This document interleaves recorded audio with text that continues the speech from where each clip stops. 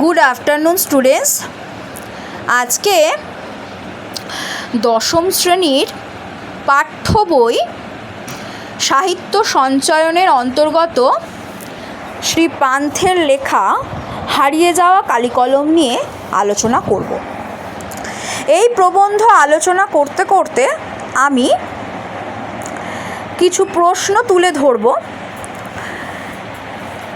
দেখো, প্রথমেই পাঠ্যাংশে চলে যাই। কথায় বলে কালি কলম মন লেখে তিনজন, কিন্তু কলম কোথায়? আমি যেখানে কাজ করি সেটা লেখালেখির অফিস। শ্রী পান্থ যেখানে কাজ করেন সেটি তাহলে কিসের অফিস? লেখালেখির অফিস। দেখো, সবাই এখানে লেখক, কিন্তু আমি ছাড়া কারো হাতে কলম নেই। লেখক ছাড়া কারোর হাতে কিন্তু কলম নেই। সকলের সামনেই চৌকো আয়নার মতো একটা কাচের স্ক্রিন বা পর্দা, মানে কম্পিউটারের কথা বলছেন উনি। দেখো, আর তার নিচে টাইপরাইটারদের মতো একটা কিবোর্ড, প্রতিটি বোতামে ছাপা রয়েছে একটি করে হরফ। লেখকরা অনবরত তা দিয়ে লিখে চলেছেন, মাঝে মাঝে লেখা থামিয়ে তাকাচ্ছেন সেই পর্দার দিকে। যা ইতিমধ্যে লেখা হয়েছে তাই ফুটে উঠেছে পর্দায়। আমি যা লিখি ওরা ভালোবেসে আমার লেখাকেও এভাবে ছাপার জন্য তৈরি করে দেন। একদিন যদি কোনো কারণে কলম নিয়ে যেতে ভুলে যাই তবেই বিপদ। লেখক যদি কোনো কারণে অফিসে কলম নিয়ে যেতে ভুলে যান তখন বিপদ। কিসের বিপদ? কারো সঙ্গে তো কলম নেই, সকলেই তো টাইপরাইটারে লেখে।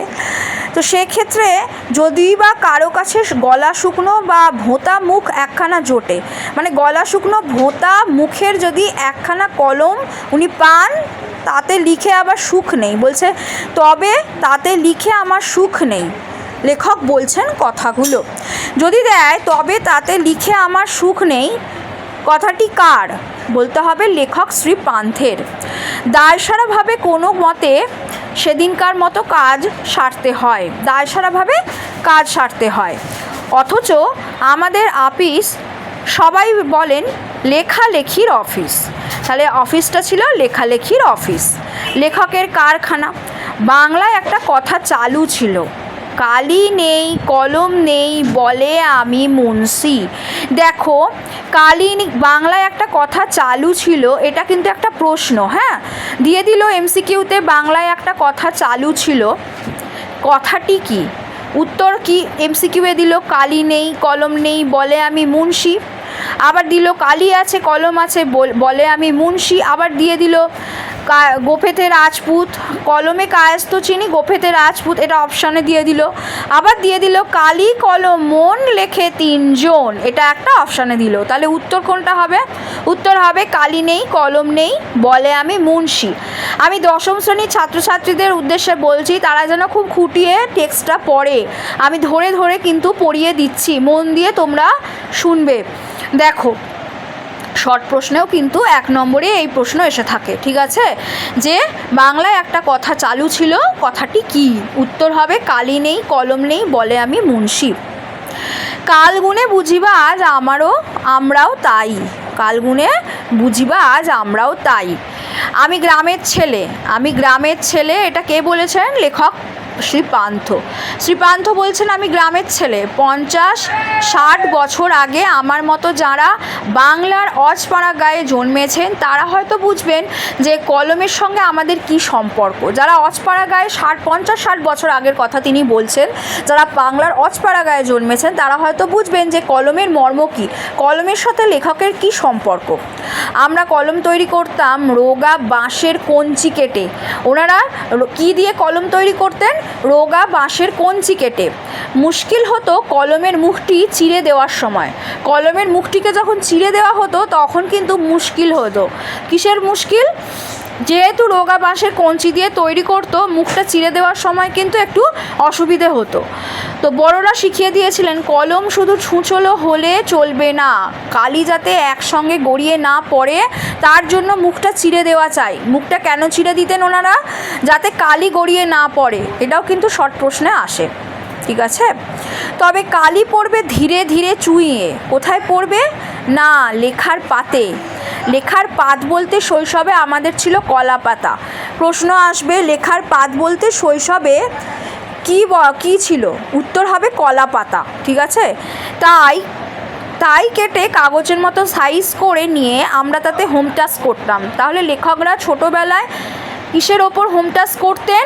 কলা পাতায়। ঠিক আছে, আর সেগুলি বান্ডিল করে নিয়ে যেতাম স্কুলে, সেগুলোকে বান্ডিল করে নিয়ে যেতেন স্কুলে। মাস্টারমশাই দেখে বুঝে আড়াআড়িভাবে একটা টানে তা ছিঁড়ে ফেরত দিতেন পড়ুয়াদের। আমরা ফেরার পথে কোনো পুকুরে তা ফেলে দিয়ে আসতাম। বাইরে ফেললে গরু খেয়ে নিলে তো অমঙ্গল। কলা পাতা। অক্ষর জ্ঞানহীন লোকে বলে ওর আছে ক অক্ষর গোমাংস। গরুকে অক্ষর খাওয়ানো নাকি পাপ? তাহলে দেখো ক অক্ষর গোমাংস কাদের বলা হয়, এখানে প্রশ্ন আসবে। শুধুমাত্র দশম শ্রেণীর জন্য না, যারা স্কুল সার্ভিস কমিশনের জন্য ক্লাসটা করছো তাদের ক্ষেত্রেও বলছি অপশান থাকবে। আর দশম শ্রেণীদের জন্য তো অবশ্যই বলছি, তোমাদের এমসিকিউ যে প্রথমে 17টা এমসিকিউ থাকে সেখানে এই প্রশ্নটা আসতে পারে, আবার শর্ট প্রশ্নও আসতে পারে যে ক অক্ষর গোমাংস কাদের বলা হয়। ক অক্ষর গোমাংস কাদের বলা হয়? উত্তর হবে অক্ষর জ্ঞানহীন লোককে বলা। অক্ষর জ্ঞানহীন লোকে বলে ক অক্ষর গোমাংস। ঠিক আছে, গরুকে অক্ষর খাওয়ানো নাকি পাপ? ওরা যে কলা পাতায় ওনারা যে লিখতেন সেটা যদি গরু খেয়ে নিত তাহলে সেটা অমঙ্গলের একটা সূচক। অমঙ্গল মানে গরুকে অক্ষর খাওয়ানো পাপ হিসেবে ধরে নেওয়া হচ্ছে, সেটা একটা অমঙ্গলকর। ঠিক আছে, আমরা কালিও তৈরি করতাম নিজেরাই, লেখকরা নিজেরাই কালি তৈরি করতেন। অবশ্য মা, পিসি, দিদিরাও সাহায্য করতেন। প্রাচীনেরা বলতেন তিল ত্রিফলা, শিমুল ছালা, ছাগ দুগ্ধে করি মেলা, লৌহ পাত্রে লোহায় ঘষি, ছিঁড়ে পত্র না ছাড়ে মসি। দেখো ওখানে একটা তোমাদের প্রশ্ন আসতে পারে যে আগেটাই যেটা বললাম যে বাংলায় একটা কথা আছে, কথাটি কি? কালি নেই কলম নেই বলে আমি মুন্সি, এটা একটা অপশানে দিল। 2 নম্বর অপশানে দিয়ে দিল তিল ত্রিফলা, শিমুল ছালা, ছাগ দুগ্ধে করি মেলা।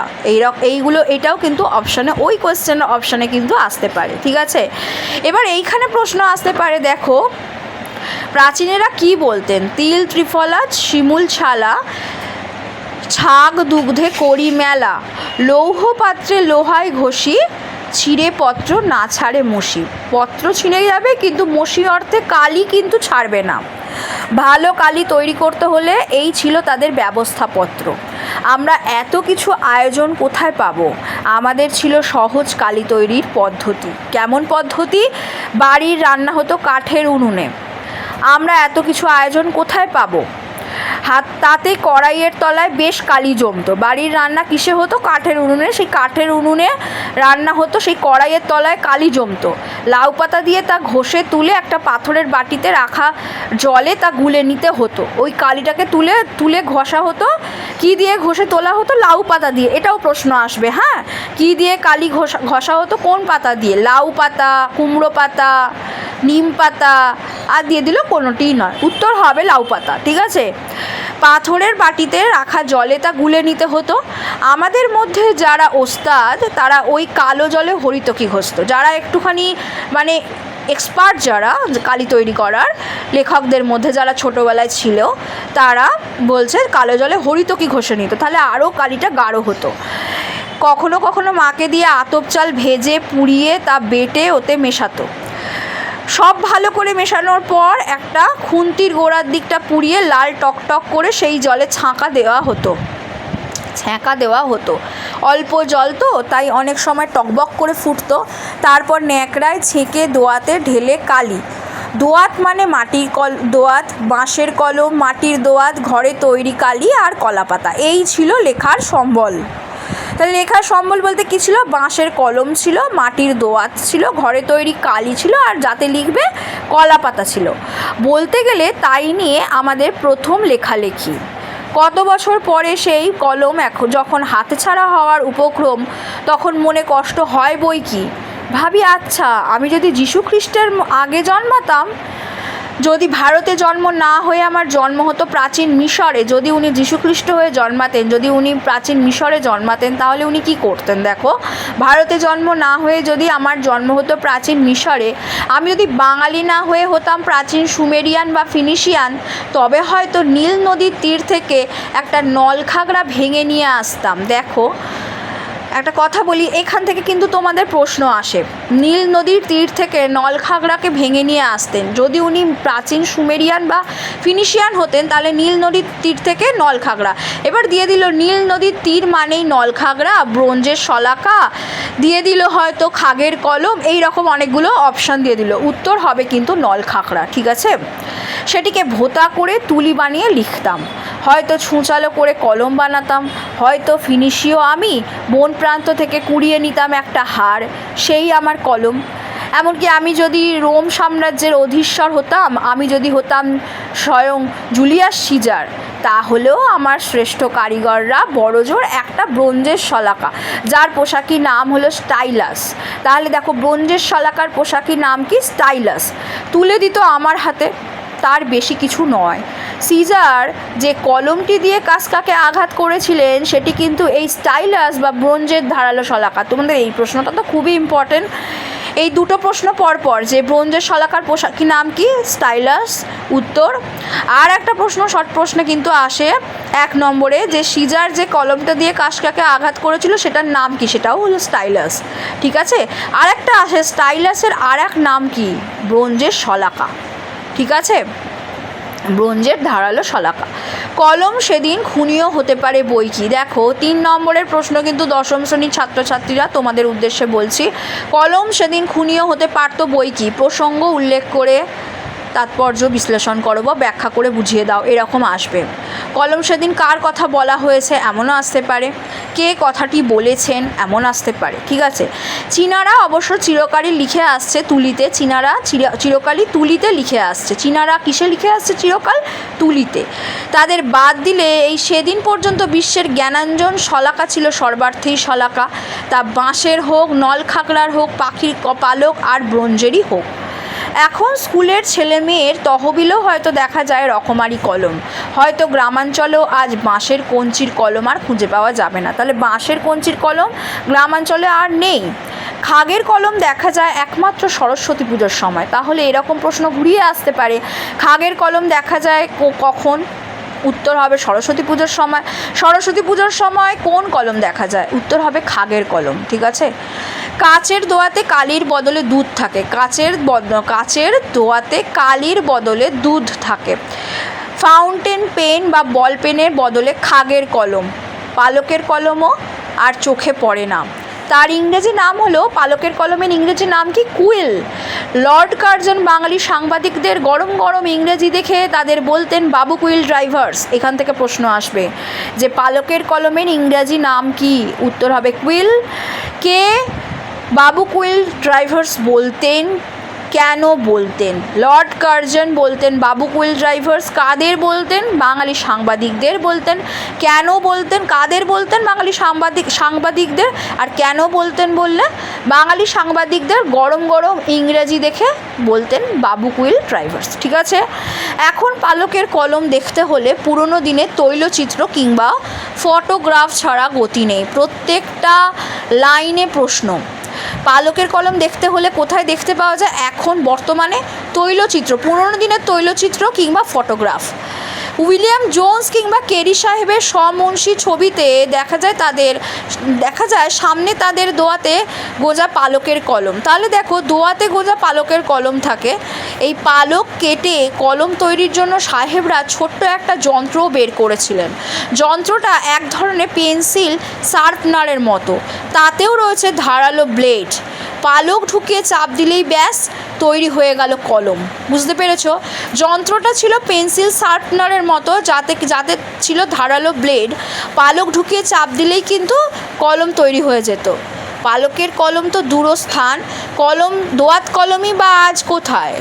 কোনো অফিসে দেখা যায় টেবিলের উপর সাজানো রয়েছে দোয়াত কলম। কোনো কোনো অফিসে কী কলম সাজানো রয়েছে, কোন কলম সাজানো রয়েছে? উত্তর হবে দোয়াত কলম। কিন্তু সেসব ফাঁকি মাত্র। ওই কলম দুটি আসলে ছদ্মবেশী বল পেন মাত্র। তাকে আবার কেউ কেউ বলেন ডট পেন। কিছুকাল আগে একজন বিদেশি সাংবাদিক লিখেছিলেন, কলকাতার চৌরঙ্গির পথে গিজগিজ করছে ফেরিওয়ালা। তাহলে ফেরিওয়ালারা কোথায় ছিল বা কোথায় ফেরিওয়ালাদের দেখা যায়? কলকাতার চৌরঙ্গির পথে, ঠিক আছে। তাদের প্রতি 3 জনের মধ্যে একজনের পেশা হলো কলম বিক্রি করা। এক হাতে 10 কলমধারী ফেরিওয়ালা কিন্তু এখনও দেখা যায়। সস্তার চূড়ান্ত। ফলে প্রত্যেকের পকেটে ছিল কলম। শুধু কি পকেটে? পণ্ডিত মশাইয়ের কলম খ্যাত ছিল কানে গুজে রাখার জন্য। পণ্ডিত মশাই কোথায় কলম গুজে রাখতেন? কানে। দার্শনিক তাকেই বলি যিনি কানে কলম গুজে দুনিয়া খোঁজেন। ছেলেবেলায় একজন দারোগাবাবুকে দেখেছিলাম যার কলম ছিল পায়ের মোজার তলায়, পায়ের মোজায় গোজা। আজকাল কোনো অতি আধুনিক ছেলেকে দেখি তাদের কলম বুক পকেটে নয়, কাঁধের ছোট্ট পকেটে সাজানো, ঠিক আছে। কেউ কেউ অবশ্য চুলেও কলম ধারণ করেন। সেটা অবশ্য ইচ্ছাকৃত নয়, ভিড়ের ট্রামে বাসে যাতায়াতের ফল। মহিলা যাত্রী ট্রাম থেকে নামছেন, কে একজন চেঁচিয়ে উঠল, দিদি, ও দিদি, আপনার খোঁপায় কলম। এবার প্রশ্ন আসতে পারে, কলম কোথায় কোথায় এখন বর্তমানে স্থান কুড়িয়েছে? তাহলে বলতে হবে কোথায়? যে দারোগাবাবু পায়ের মোজায়। এছাড়া দার্শনিকের কলম গুজতো দুনিয়া খোঁজে, কানে কলম গুজে। এছাড়া পণ্ডিত মশাইদের কলম খ্যাতি ছিল কানে গুজে রাখার জন্য। আজকাল কোথায় হয়েছে? অতি আধুনিক ছেলেরা তাদের কলম বুক পকেটে নয়, কাঁধের ছোট্ট পকেটে সাজিয়ে রাখে। কেউ কেউ অবশ্য চুলে কলম ধারণ করেন, কেউ অবশ্য সেটা ইচ্ছাকৃত নয়, এটা বলার দরকার নেই। মহিলা যাত্রীরা তাদের খোঁপায় কিন্তু কলম ধারণ করেন, ঠিক আছে। কলম কোথায় কোথায় ধারণ করা হয় বর্তমানে এইগুলো বলতে হবে। বিস্ফোরণ, কলম বিস্ফোরণ। এক সময় বলা হতো কলমে কায়স্থ চিনি, গোফেতে রাজপুত। কলমের দ্বারা কায়স্থ চেনা যায়, আর গোফের দ্বারা কিন্তু রাজপুত। দেখো, কলমের দ্বারা এখানে কিন্তু করণ কারক, হ্যাঁ, কলমের দ্বারা সাধারণ করণ কারক, কলমের দ্বারা কায়স্থ চেনা যায়। আর গোফেতে রাজপুত, গোফের দ্বারা, তাহলে উপায়াত্মক করণ কারক, ঠিক আছে, গোফেতে রাজপুত। এখন কলম বা গোফ কোনো কিছুরই আর বিশেষ কারণ নয়।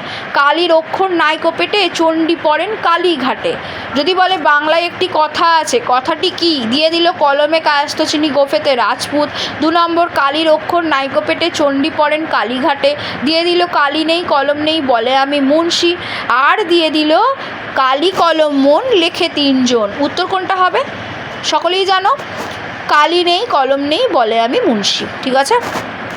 এখনকার পেটে কত অক্ষর তা নিয়ে যাদের ভাবনা তারা ভাবুন।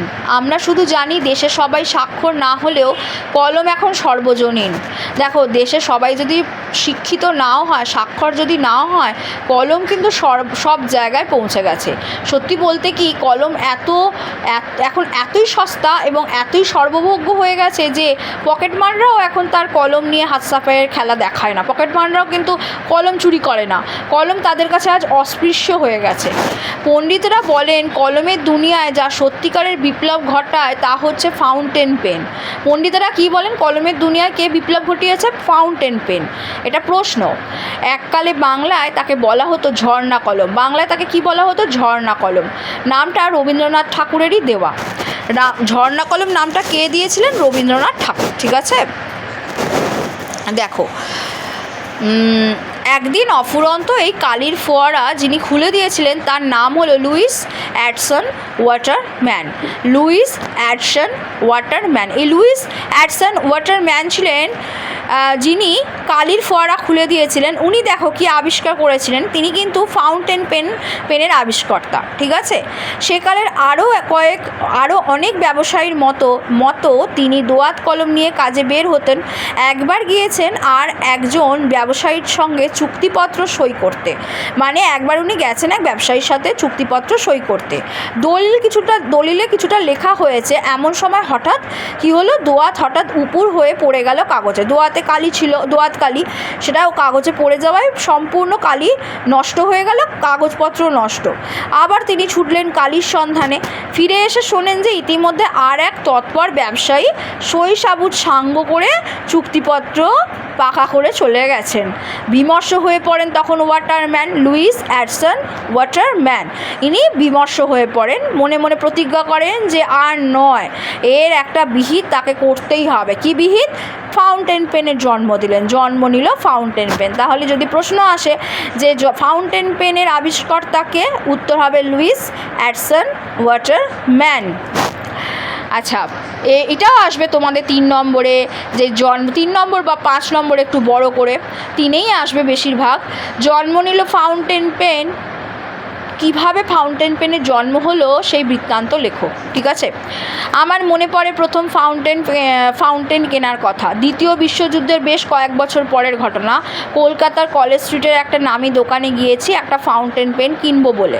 দোকানি জানতে চান কি কলম। ব্যাস, ভ্যাবাচাকা খেয়ে গেলাম। তিনি আউড়ে চলেছেন Parker, Sheaffer, Waterman, Swan, Pilot, কোনটার কী দাম সঙ্গে সঙ্গে তাও তিনি মুখস্থ বলতে লাগলেন। তাহলে কী কী পেন ছিল? Parker, Sheaffer, Waterman, Swan, Pilot. আমার মুখের দিকে তাকিয়ে বুঝতে পারলেন আমার পকেটের অবস্থা।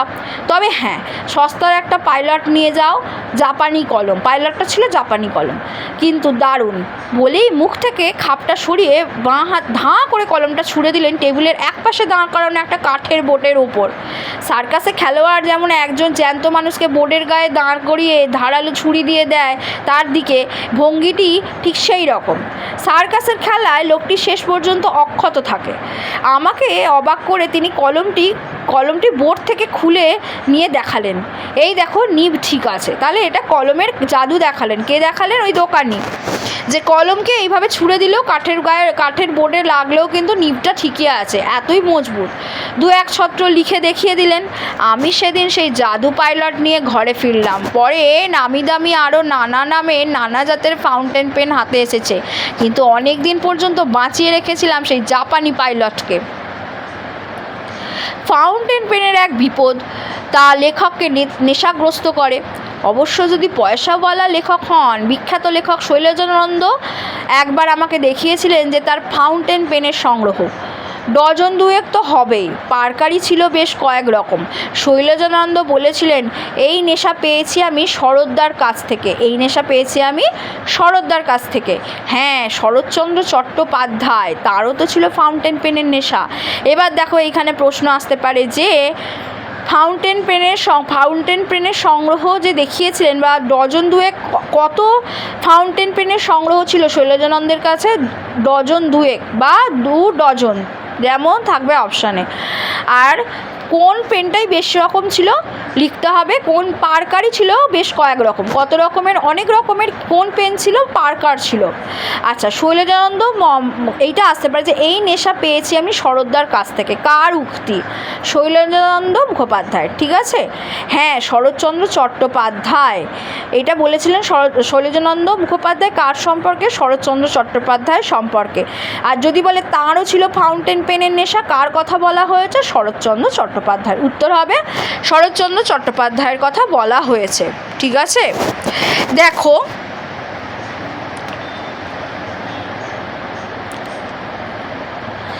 আদিতে ফাউন্টেন পেনের নাম ছিল রিজার্ভার পেন। প্রথমেই প্রশ্ন, আদিতে ফাউন্টেন পেনের নাম কি ছিল? Reservoir pen. ওয়াটারম্যান তাকেই অনেক উন্নত করে তৈরি করেছিলেন ফাউন্টেন পেন, আমাদের ঝর্ণা কলম, যার নামকে দিয়েছিলেন রবীন্দ্রনাথ ঠাকুর। গাঁয়ের ছেলে আমি অবশ্য ফাউন্টেন পেন হাতে তুলে নিয়েছি অনেক পরে। আমি ছিলাম কালি কলমের ভক্ত। কার উক্তি বা কার সম্পর্কে বলা হয়েছে? লেখক শ্রী পান্থের সম্পর্কে বলা হয়েছে। অর্থাৎ দোয়াত আর নিবের কলমের। বাঁশের বা কঞ্চির কলমকে ছুটি দিই শহরে হাই স্কুলে ভর্তির পর। কালি বানানো বন্ধ তখন। কাচের দোয়াতে আমরা কালি বানাতাম কালি ট্যাবলেট বা বড়িগুলি দিয়ে। লাল নীল 2 রকম বড়ি পাওয়া যেত। অবশ্য তৈরি কালিও পাওয়া যেত দোয়াতে এবং বোতলে। তাদের বাহারি সব নাম। কাজল কালি, সুলেখা ইত্যাদি। বিদেশি কালিও পাওয়া যেত, তবে তা প্রধানত ফাউন্টেন পেনের জন্য। নিব এবং হ্যান্ডেলও তো ছিল রকমারি। সূচালো মুখের নিবের মতো ছিল চওড়া মুখের নিব, যার যেমনটি চাই। হ্যাঁ, বিদেশে উন্নত ধরনের নিবও বের হয়েছিল এক সময়। সে সময় গরুর শিং নয়তো কচ্ছপের খোল কেটে তৈরি, খুবই টেকসই। পালকের কলম তাড়াতাড়ি ভোঁতা হয়ে যায়, তাই এই ব্যবস্থা। যদি বলা হয় যে বিদেশি নিব বা বিদেশের নিব কীভাবে তৈরি হতো, তখন বলতে হবে গরুর শিং নয়তো কচ্ছপের খোল কেটে তৈরি হতো। গরুর শিং থেকে অথবা কচ্ছপের খোল কেটে তৈরি হতো। ঠিক আছে। আচ্ছা, যদি বলে যে পালকের কলম তাড়াতাড়ি ভোঁতা হয়ে যায়, তাই এই ব্যবস্থা। কেন এই ব্যবস্থা, কী ব্যবস্থা, ব্যবস্থাটি উল্লেখ করো, বলতে পারবে নিশ্চয়ই। আচ্ছা, কখনো বা শিংয়ের নিবের মুখে বসানো হতো হিরে। ফাউন্টেন পেনের প্ল্যাটিনাম, সোনা এসব দিয়ে মুড়ে তাকে আরও দামি, আরও পোক্ত করা হতো। ঠিক আছে। এসব করে রকমারি চেহারার সস্তা দামি ফাউন্টেন পেন বাজারে ছেড়ে ক্রমে হটিয়ে দেওয়া হতো দোয়াত আর কলমকে। আমরা যখন কলেজে পড়ছি তখন বলতে গেলে সব পড়ুয়ার পকেটেই কিন্তু ফাউন্টেন পেন ছিল। কঞ্চির কলম, খাগের কলম, পালকের কলম সব উধাও হয়ে গেছে। সেই সঙ্গে শিক্ষিত ঘরে কিংবা অফিসে আদালতে টেবিল থেকে উধাও জোড়া দোয়াত কলম, সেগুলো সাজিয়ে রাখার আসবাব, কালির আধার, ব্লটিং পেপার সব। এক সময় লেখা শুকোনো হতো বালি দিয়ে। তাহলে যদি প্রশ্ন আসে এক সময় লেখা কী দিয়ে শুকোনো হতো, উত্তর হবে বালি দিয়ে। পরে ব্লটিং পেপারে। যদি বলা হয় কালি কিভাবে শুকোনো হতো, তখন হবে বালি দিয়ে, পরে ব্লটিং পেপারে। আর যদি বলা হয় এক সময় লেখা কী দিয়ে শুকোনো হতো, তখন হবে বালি দিয়ে। শুকানো হতো বালি দিয়ে, পরে হতো ব্লটিং পেপারে। এমনও আসতে পারে পরে লেখা কী দিয়ে শুকোনো হতো, তখন হবে ব্লটিং পেপার, শুধুমাত্র ব্লটিং পেপার। সব মিলিয়ে লেখালেখি রীতিমতো ছোটোখাটো একটা অনুষ্ঠান। এটা কিন্তু তোমাদের প্রশ্ন আসতে পারে, যে বড় প্রশ্ন, যে সব মিলিয়ে লেখালেখি একটা রীতিমতো ছোটোখাটো একটা অনুষ্ঠান, কেন এমন কথা বলা হয়েছে। হ্যাঁ, দোয়াত যে কত রকমের হতে পারে না দেখলে বিশ্বাস করা শক্ত। কাচের, কাঠ গ্লাসের, পোর্সেলিনের, শ্বেত পাথরের, জেডের, পিতলের, ব্রোঞ্জের, ভেড়া শিংয়ের, এমনকি সোনারও। তাহলে কত রকমের দোয়াত আছে, উত্তর হবে কাচের আছে, কাঠ গ্লাসের আছে, পোর্সেলিনের আছে, শ্বেত পাথরের আছে, জেডের আছে, পিতলের আছে, ব্রোঞ্জের আছে, ভেড়া শিংয়ের আছে, এমনকি সোনারও আছে। গ্রামে কেউ দু একটা পাস দিতে পারলে বুড়ো বুড়িরা আশীর্বাদ করতেন, বেঁচে থাকো বাবা, তোমার সোনার দোয়াত কলম হোক। এখান থেকেও প্রশ্ন আসে, বুড়ো বুড়িরা কি আশীর্বাদ করতেন, এইটা, বেঁচে থাকো বাছা, তোমার সোনার দোয়াত কলম হোক। সোনার দোয়াত কলম যে সত্যি হতো তা জেনেছিলাম শুভ ঠাকুরের বিখ্যাত দোয়াত সংগ্রহ দেখতে গিয়ে। তাহলে লেখক কার দোয়াত সংগ্রহ দেখতে গিয়েছিলেন, উত্তর হবে শুভ ঠাকুরের। সাহিত্য এবং ইতিহাসের নানা চরিত্র পর্যন্ত যোগ করা ছিল কোনো কোনো দোয়াতে। অবাক হয়ে সেদিন মনে মনে ভাবছিলাম, এই সব দোয়াতের কালি দিয়েই না শেক্সপিয়ার, দান্তে, মিল্টন, কালিদাস, ভবভূতি, কাশিরাম দাস, কৃত্তিবাস থেকে রবীন্দ্রনাথ, বঙ্কিমচন্দ্র, শরৎচন্দ্র সব অমর রচনা লিখে গেছেন। যদি বলা হয় যে দোয়াতের কালি ব্যবহার করতেন এমন দুজন সাহিত্যিকের নাম বলো, তখন বলতে হবে রবীন্দ্রনাথ বঙ্কিমচন্দ্র, বা রবীন্দ্রনাথ শরৎচন্দ্র, বা বঙ্কিমচন্দ্র শরৎচন্দ্র। যদি বলে দোয়াতের কালি দিয়ে লিখতেন এমন দুজন সংস্কৃত সাহিত্যিকের নাম বলো, কালিদাস, ভবভূতি। ঠিক আছে। আর যদি বলে ইংরেজ সাহিত্যিকের নাম, শেক্সপিয়ার, দান্তে। বুঝতে পেরেছো কেমন প্রশ্ন আসতে পারে। হাই কোথায় গেল সেসব দিন, এখন ফাউন্টেন পেন, ক্রমে তাও বুঝিবা যায়। এখন বল পেন বা ডট পেন, এক রোগা লিকলিকে রিফিলে কে কত দূর দৌড়াতে পারে তা নিয়ে তার গর্ব। মানে ফাউন্টেন ডট পেন তো রোগা লিকলিকে, সেই নিয়ে তার গর্ব, কত দূর তাকে নিয়ে কে দৌড়াতে পারে সেই ভেবে। ফাউন্টেন পেনও অবশ্য কম যায় না। একটা বিদেশি কাগজে ফাউন্টেনের বিজ্ঞাপন দেখেছিলাম, ওদের তহবিলে নাকি রয়েছে 700 রকম নিব। তাহলে ফাউন্টেন পেনের তহবিলে কত রকম নিব আছে, 700 রকম নিব আছে। যারা গান চর্চা করেন তাদের জন্য, যারা শ্রুতি লেখক বা স্টেনোগ্রাফার তাদের জন্য, যারা বাঁ হাতে লেখেন তাদের জন্য, এক কথায় সব ধরনের লেখকের জন্য আলাদা আলাদা নিব আছে। যন্ত্রযুগ সকলের দাবি মেটাতেই তৈরি। হ্যাঁ, টাকার কুমিরদের খুশি করারও ব্যবস্থা তাদের হাতে। একটি কলমের দাম ধার্য হয়েছে 2500 পাউন্ড। তাহলে একটা কলমের দাম কত কত? 2500 পাউন্ড। 1 পাউন্ড সমান 75 টাকা, হিসেবে করে দেখো কত টাকা। সেই কলমে সোনার অঙ্গ, হীরের হৃদয়, সোনায় গড়া হিরে বসানো জড়োয়া কলমের দাম তো হবেই। কী ছিল? সোনার অঙ্গ, সোনার কলম ছিল, হীরের হৃদয়, হিরে দিয়ে বাঁধানো, দামি বল পয়েন্টও তো আছে। আশ্চর্য, সবই আজ অবলুপ্তির পথে। ওই সব পেন আজ অবলুপ্তির পথে। কম্পিউটার তাদের জাদুঘরে পাঠাবে বলে যেন প্রতিজ্ঞা করেছে। তাহলে কলমকে জাদুঘরে পাঠাবে বলে কে প্রতিজ্ঞা করেছে? কম্পিউটার। হ্যাঁ, উত্তর হবে কম্পিউটার। ফলে আমার মতো আরও কেউ নিশ্চয় বিপন্নবোধ করছেন। মানুষের হাত থেকে যদি কেড়ে নেওয়া হয় কলম, যদি হাতের লেখা মুছে যায় চিরকালের জন্য, তবে কি আর রইল? বঙ্কিমচন্দ্র লিখেছিলেন, লাঠি তোমার দিন ফুরাইয়াছে, কলমের দিনও কি ফুরালো? তাহলে এই লাঠি তোমার দিন ফুরাইয়াছে, এই কথাটি কে বলেছে? তখন উত্তর হবে, এখানে দিতে পারে বঙ্কিমচন্দ্র, শরৎচন্দ্র, রবীন্দ্রনাথ, কোনোটিই নয়। তাহলে উত্তর হবে বঙ্কিমচন্দ্র। কলমের দিনও কি ফুরালো? হতে পারে, কিন্তু ইতিহাসের ঠাঁই কিন্তু তার পাকা। এটাও আসতে পারে, কিন্তু ইতিহাসের ঠাঁই কিন্তু তার পাকা। কার ঠাঁইয়ের কথা বলা হয়েছে? উত্তর হবে কলমের। যারা ওস্তাদ কলমবাজ তাদের বলা হলো ক্যালিগ্রাফিস্ট বা লিপিকুশলী। মুঘল দরবারে একদিন তাদের কত না খাতির, কত না সম্মান। শুধু মুঘল কেন, বিশ্বময় সব দরবারেই। আমাদের এই বাংলা মুলুকেও রাজা জমিদাররা লিপিকুশলীদের গুণী বলে সম্মান করতেন, তাদের ভরণ পোষণের ব্যবস্থা করতেন। সাধারণ গৃহস্থ লিপিকরদের ডেকে পুঁথি নকল করাতেন। এখনও পুঁথি দেখলে চোখ জুড়িয়ে যায়। সমানি, সমশীর্ষানি, ঘনানি, বিরলানি চ, সব অক্ষর সমান। এর অর্থ কি আসবে? সমানি, সমশীর্ষানি, ঘনানি, বিরলানি চ, এই কথাটির অর্থ কি? উত্তর হবে সব অক্ষর সমান, প্রতিটি ছত্র সুশৃঙ্খল, পরিচ্ছন্ন। এক একজনের যাকে বলে মুক্তোর মতো হস্তাক্ষর। অথচ কত সামান্যই না রোজগার করতেন ওরা। 4 খণ্ড রামায়ণ কপি করে একজন লেখক অষ্টাদশ শতকে পেয়েছিলেন নগদ 7 টাকা, কিছু কাপড় আর মিঠাই। তাহলে 4 খণ্ড রামায়ণ কপি করে একজন লেখক অষ্টাদশ শতকে কী পেয়েছিলেন? উত্তর হবে নগদ 7 টাকা, কিছু কাপড় আর মিঠাই। এক সাহেব লিখে গেছেন, ধরো এমনও এলো যে নগদ 7 টাকা কে পেয়েছিলেন অষ্টাদশ শতকে? লিখতে হবে একজন লেখক কিসের জন্য পেয়েছিলেন? 4 খণ্ড রামায়ণ কপি করে পেয়েছিলেন।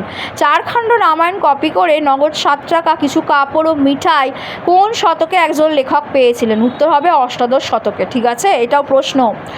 এক সাহেব লিখে গেছেন 19 শতকে 12 আনায় 32,000 অক্ষর লেখানো যেত। একজন সাহেব লিখে গেছেন যে 19 শতকে 12 আনাতে 32,000 অক্ষর লেখানো যেত। তবু পুঁথির কত না মাহাত্ম্য, তাকে ঘিরে লিপিকরদের কত না গর্ব। অনেক পুঁথিরই, খবরদার এ পুঁথি যেন কেউ চুরি করার চেষ্টা না করে। কলমকে বলা হয় তলোয়ারের চেয়েও শক্তিধর। তাহলে এখানে প্রশ্ন, কলমকে বলা হয় তলোয়ারের চেয়ে শক্তিধর। এটা যেমন শর্ট প্রশ্ন আসবে, কেন কথা বলা হয়েছে। এছাড়াও এইরকম আসতে পারে কোন রচনার অংশ, এরকমও আসতে পারে। বা এমন শর্ট প্রশ্ন, কলমকে কিসের চেয়ে শক্তিধর বলা হয়? তলোয়ারের চেয়ে শক্তিধর বলা হয়। ঠিক আছে। ফাউন্টেন পেনও হয়তো আভাসী ইঙ্গিতে তাই বলতে চায়। কেননা আবার এমনও আসতে পারে, দেখো ওই প্রশ্নটাই, যে তলোয়ারের চেয়েও শক্তিধর কোনটি? লিখতে হবে কলম। কেননা অনুষঙ্গ হিসেবে ব্যারেল, কার্টিজ এসব শব্দ শোনা যায়। ফাউন্টেন পেনও হয়তো আভাসী ইঙ্গিতে তাই বলতে চায়। কেননা অনুষঙ্গ হিসেবে ব্যারেল, কার্টিজ এসব শব্দ শোনা যায়, কিন্তু কদাচিৎ বারুদের গন্ধ কানে পৌঁছায়।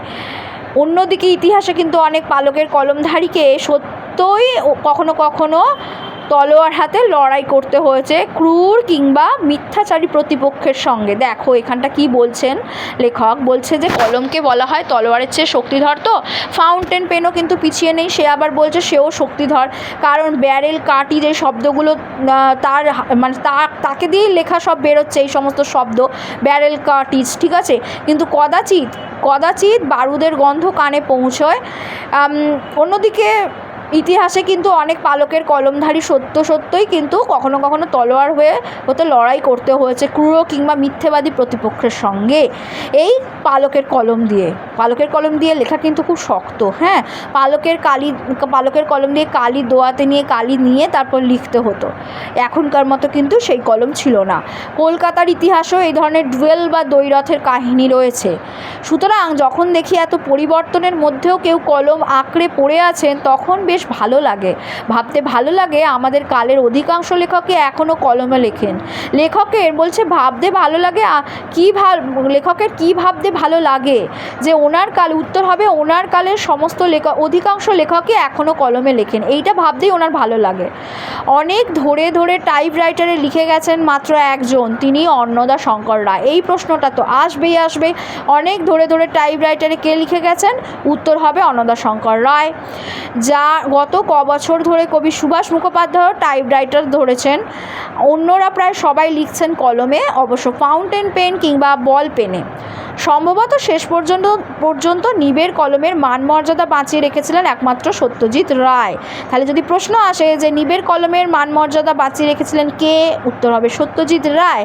আবার এমনও আসতে পারে সত্যজিৎ রায় কোন কলমের মান মর্যাদা বাঁচিয়ে রেখেছিলেন, উত্তর হবে নিবের কলমের। ঠিক আছে, উল্টোভাবেও কিন্তু আসতে পারে।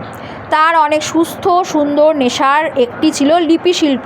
সত্যজিৎ রায়ের একটি নেশা কী ছিল? উত্তর হবে লিপিশিল্প।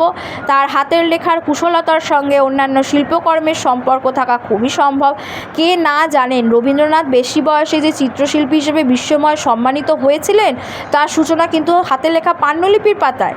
রবীন্দ্রনাথ ঠাকুর যে চিত্রশিল্পী হিসেবে বিশ্বময় সম্মানিত হয়েছিলেন কিসের জন্য বেশি বয়সে হয়েছিলেন? সেটা হবে উত্তর হবে তার হাতে লেখা পাণ্ডুলিপির জন্য, পাণ্ডুলিপির পাতার জন্য। এটা হবে উত্তর। আর বেশি বয়সে কে চিত্রশিল্পী হয়েছিলেন যদি প্রশ্ন আসে, উত্তর হবে রবীন্দ্রনাথ। অক্ষর কাটাকুটি করতে গিয়ে আনমনে রচিত হয়েছিল ছন্দবদ্ধ সাদা কালো ছবি। কম্পিউটারও নাকি ছবি আঁকতে পারে, কিন্তু সেই ছবি কতখানি যন্ত্রের আর কতখানি শিল্পীর? কম্পিউটারে করলে তো কতখানি যন্ত্র করছে আর কতটা যে শিল্পী করছে সেটা তো বোঝা যাচ্ছে না। হাতের যে কাজ সেটা তো আর কম্পিউটারের কাজ আলাদা। মেশিন আর হাত কি এক? তা নয়। আমি কালি খেকো কলমের ভক্ত বটে, কিন্তু তাই বলে ফাউন্টেন পেন বা বল পেনের সঙ্গে আমার কোনো বিবাদ নেই। কেননা ইতিমধ্যে বল পেনের কাছে আত্মসমর্পণ করে বসে আছি। আমিও তো আধুনিক যুগের একজন লেখক হয়ে গেছি। তাই আমি বল পেনের কাছেই তো আত্মসমর্পণ। এখন বল পেনই তো ভরসা। মনে মনে সেই ফরাসি কবির মতো বলেছি, তুমি সবল আমি দুর্বল, তুমি সাহসী আমি ভীরু, তবু যদি আমাকে হত্যা করতে চাও আচ্ছা তবে তাই হোক, ধরে নাও আমি মৃত। কার উদ্দেশ্যে বলেছে? বল পেনের উদ্দেশ্যে কবির এই লেখকের এই উক্তি। হ্যাঁ, একবার অন্তত নিবের কলমকে দেখা গেছে খুনির ভূমিকায়। নিবের কলমকে কাকে খুনির ভূমিকায় দেখা গেছে? নিবের কলমকে। অসাধারণ লেখক, তোমার আমার সকলের প্রিয় কঙ্কাবতী ডমরুধরের স্বনামধন্য লেখক ত্রৈলোক্যনাথ মুখোপাধ্যায় মারা গিয়েছিলেন নিজের হাতের কলম হঠাৎ অসাবধানতাবশত বুকে ফুটে গিয়ে। সেই আঘাতেরই পরিণতি নাকি তার মৃত্যু।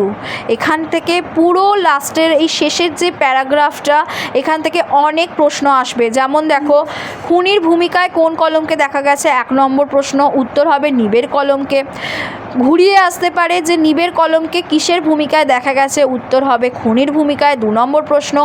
3 নম্বর প্রশ্ন আসতে পারে যে দেখো কঙ্কাবতী ও ডমরুধরের লেখকের নাম কি? উত্তর হলো ত্রৈলোক্যনাথ মুখোপাধ্যায়। আচ্ছা, এরকম আসতে পারে যে নিজের হাতের কলম বুকে ফুটে মারা গিয়েছিলেন, অসাবধানতাবশত বুকে ফুটে মারা গিয়েছিলেন কোন সাহিত্যিক? 4 নম্বর প্রশ্ন, উত্তর হবে ত্রৈলোক্যনাথ মুখোপাধ্যায়।